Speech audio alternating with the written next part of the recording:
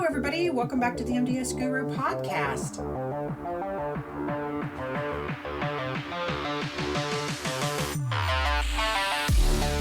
Hey, listeners. Thanks for coming back. Today, I want to talk about a couple of different things that we've got questions about, beginning with the memo QSO-23-01-NH. That is the change of the special focus facility criteria. I will read some of that memo and then tell you my take on it. CMS is revising the focus area for selection to emphasize the prevalence of falls among the resident population when considering facilities for special focus facility selection. In addition to health inspection scores, state agencies may consider falls now when selecting new special focus facilities. If you have IJs from your falls, that could put you on this list. So let's talk about some of the crazy focus facility rules. Some of these I didn't know. Nursing homes are identified as special focus facility candidates based on their last 2 standard health survey cycles in the last 3 years of complaint survey performance.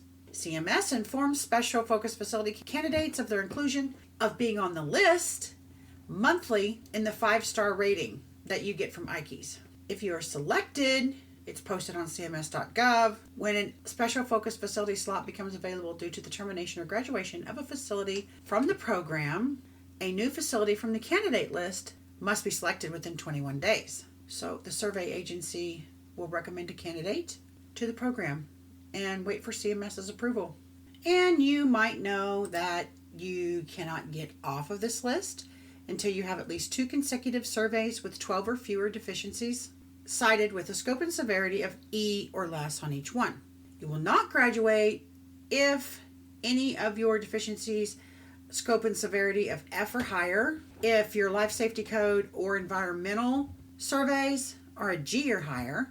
If you have 13 or more deficiencies, you're just out. And that includes complaints. And of course, annually for environmental and life safety code.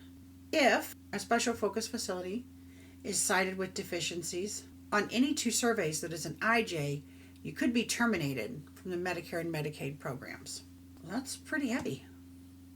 I know facilities do everything that they can to avoid getting placed on this list and then getting chosen to be one of the special focus facilities.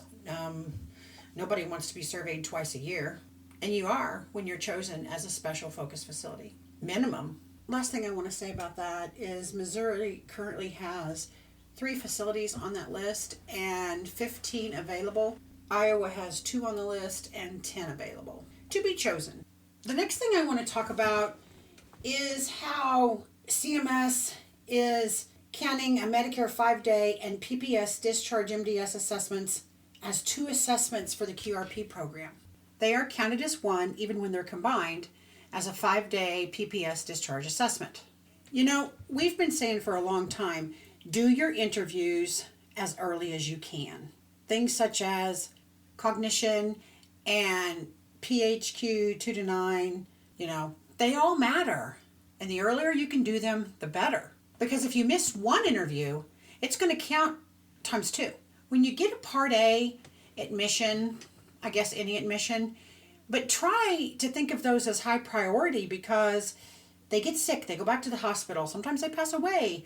You don't get a pass on those interviews and dashes with the QRPs as far as the APU reduction if you dash things because the resident's not there. And then the last thing I want to say is I'm going to start a little mini series, likely on Medicaid myths versus reality when it comes to documentation, because there's some misinformation out there, and I am being contacted by homes regarding things that are being said. So be really careful. When you hear something crazy, this won't be validated, or we can't do this anymore, go right to the horse's mouth. Email CMS or Myers and Stauffer or your state REI coordinator. Take it all the way up the chain if you have to, because there is things being said that's not true, that is misinformation for the long-term care facilities. And I will help out anybody if they message me, tell you what I know. I will give you sources. Anyway, until next time, I will be putting that mini series out likely on LinkedIn, maybe an email campaign. Have a good week. Thanks for listening. Thanks for the support. And be careful of the sources you use for information.